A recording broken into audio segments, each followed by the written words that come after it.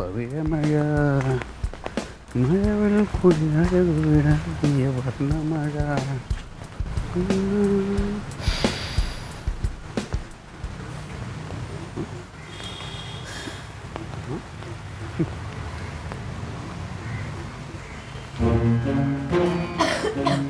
നീ ഇവിടെ നിൽക്കുമായിരുന്നു അടി തങ്കം.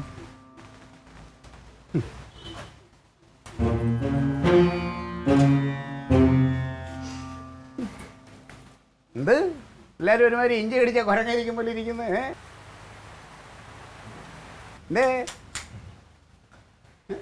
അളിയനെ സന്തോഷമുള്ളവരായിരുന്നു തന്നെ. ഈ ദത്തെടുക്കൽ പരിപാടിയിൽ നടക്കൂല, അതിനൊരുപാട് നൂലാമാലകളുണ്ട്, ഒരുപാട് സമയം എടുക്കുകയും ചെയ്യും. ഇതൊക്കെ എനിക്ക് നേരത്തെ അറിയാമായിരുന്നു. പക്ഷെ ഞാൻ നിങ്ങളോട് പറഞ്ഞാൽ ഇനി നിങ്ങൾക്ക് വല്ലതും തോന്നുന്നു പറഞ്ഞിട്ടാ ഞാനൊന്നും പറയാത്ത. എന്നാലും ഒരുപാട് ആഗ്രഹിച്ചതൊന്നും നടന്നില്ല. നോക്കണ്ട. അതെ, ഇതൊക്കെ എടുത്തു ചാടുമ്പോഴേ എൻ്റെ മനസ്സിൽ അപ്പോഴേ പറഞ്ഞു ഇത് നടക്കൂല നടക്കൂല. അത് സത്യം.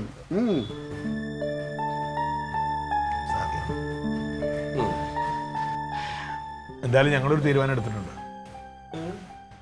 ഒരു നീണ്ട ലീവ് എടുക്കാന്ന് വിചാരിച്ചു.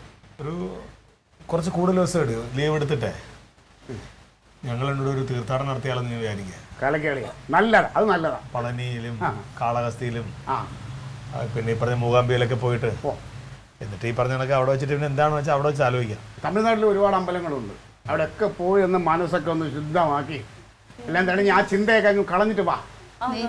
ഞാനും വരും. വേണ്ടമ്മ, നമ്മുടെ പ്രാർത്ഥന മാത്രം മതി ഞങ്ങളോടൊപ്പം. ഞങ്ങൾ എന്നോട് പോയി ഒന്ന് മനസ്സൊക്കെ ഒന്ന് ശുദ്ധമാക്കിയിട്ട് പുതിയ ആൾക്കാരായിട്ട് തിരിച്ചു വരാം.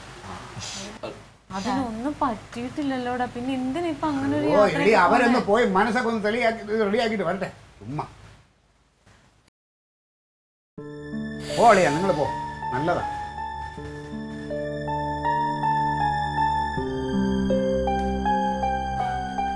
തങ്കം, നമുക്കും പോയാലോ? നമ്മുടെ വീട്ടിലേക്ക് അല്ലാതെ അങ്ങോട്ട് വരാനുള്ള വഴി എനിക്കറിയാം, നിങ്ങൾ പൊക്കോ. പച്ചക്കറി ബേക്കറി എല്ലാം മേടിച്ചിട്ടുണ്ട്, വരണടി. ഓ ആരും വരണ്ട കേട്ടോ, നല്ല ചിപ്സ് ഉണ്ട് ഇതിൽ, ചിപ്സ്. എന്ത് ചെയ്യുമേ, അവന് നല്ല വിഷമമുണ്ട്. അല്ല, ഒരു കണക്കിന് നല്ലതാ. അവർ രണ്ടാളും കുറച്ച് ദിവസം വിട്ടു നിൽക്കുന്നത് നല്ലതാ. അമ്പലത്തിലൊക്കെ പോയി ദൈവത്തോടൊക്കെ പ്രാർത്ഥിച്ചു കഴിഞ്ഞാൽ മനസ്സിനൊരു സുഖം കിട്ടും. അത്ര മോശമല്ല എൻ്റെ കുട്ടികൾ. അവർ പോയിട്ട് വരട്ടെ. ആ പാവത്തിനെ ഇങ്ങനെ ശിക്ഷിക്കണെന്നാവോ?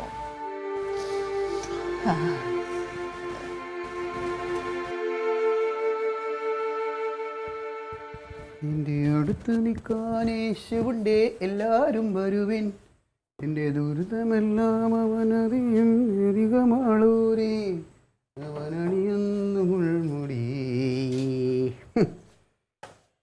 എല്ലാം എൻ്റെ തക്കളിമുള്ള ഭാഗ്യം എന്ന് പറഞ്ഞാൽ മതിയല്ലോ. അതൊക്കെ മോക്ക് വലുതാകുമ്പം മനസ്സിലാവും ഡാഡി കഷ്ടപ്പെടണമൊക്കെ എന്തിനാന്നുള്ളത്. അത് കഴിഞ്ഞ് അകത്ത് തന്നെ പഠിക്കും. പോ, ഇവക്ക് വേണ്ടേ? ഇതൊന്നും വേണ്ടേ?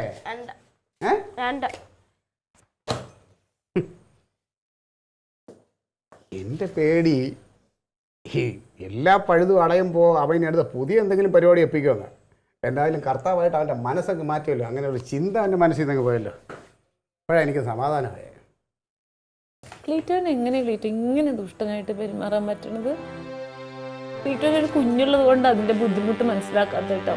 കല്യാണം കഴിഞ്ഞ് 2ാമത്തെ കൊല്ലം തുടങ്ങിയത് അവന് ഈ ഓട്ടപ്പാച്ചിൽ.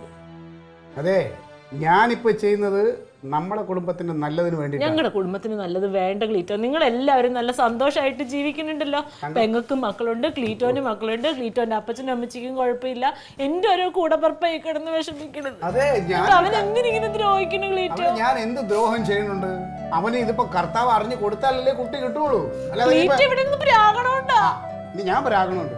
ഞാൻ നോക്കണത് നമ്മുടെ ഭാവി, നമ്മുടെ കൊച്ചിന്റെ ഭാവിയാ.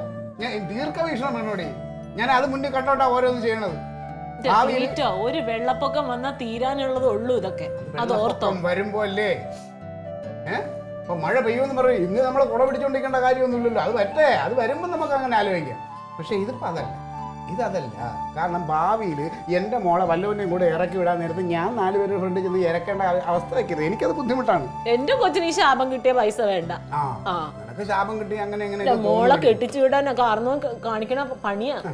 അപ്പുറത്തവന്റെ കൊച്ചു വേണ്ട അവന്, അവന്റെ സ്വത്ത് അടിച്ചെടുക്കാൻ നോക്കണം. ഇതിലും വേറെ നിങ്ങൾ വല്ല ബാങ്കും കുത്തി തുറന്ന് മോഷ്ടിക്കാൻ പോ. 10 കൊല്ലം ജയിലിൽ കിടന്നാലും ഞാൻ സഹിച്ചോളാം. നമ്മൾ കുടുംബം എന്ന് പറഞ്ഞിട്ടാണ് ഇങ്ങനെ നടക്കണം. കുടുംബത്തിന് വേണ്ടി ഒരു നന്മയും ചെയ്യാൻ പറ്റില്ല എന്നുള്ളതാണ്. ഇതാണ് ഏറ്റവും നന്മ. എടി, ഞാൻ അവനെ ഏതെങ്കിലും രീതിയിൽ ദ്രോഹിക്കണുണ്ടോ?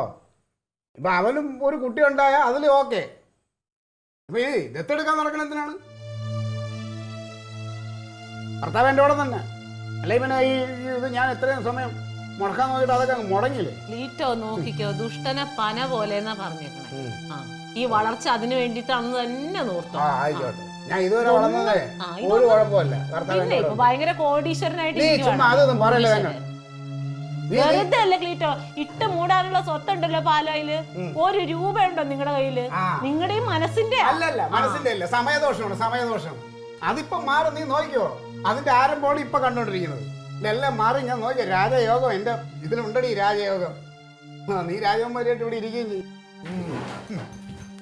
എനിക്ക് റാണി ആവേണ്ട, ഒന്നും ആവേണ്ട. എനിക്ക് മനുഷ്യനായിട്ടൊന്ന് ജീവിക്കാൻ പറ്റിയാൽ മതി. ഇപ്പൊ നിങ്ങൾക്കെല്ലാം എന്നെ പുച്ഛമായിരിക്കും, പക്ഷേ എന്റെ തക്കളി മോള് ലക്ഷക്കണക്കിന് രൂപയുടെ സ്വത്തുമായിട്ട് അങ്ങനെ നിൽക്കുമ്പോണ്ടൊരു അവകാശമായിട്ട് അപ്പൊ നിങ്ങളെല്ലാം എന്റെ വില മനസ്സിലാക്കും. കഷ്ടമാണെന്നേ.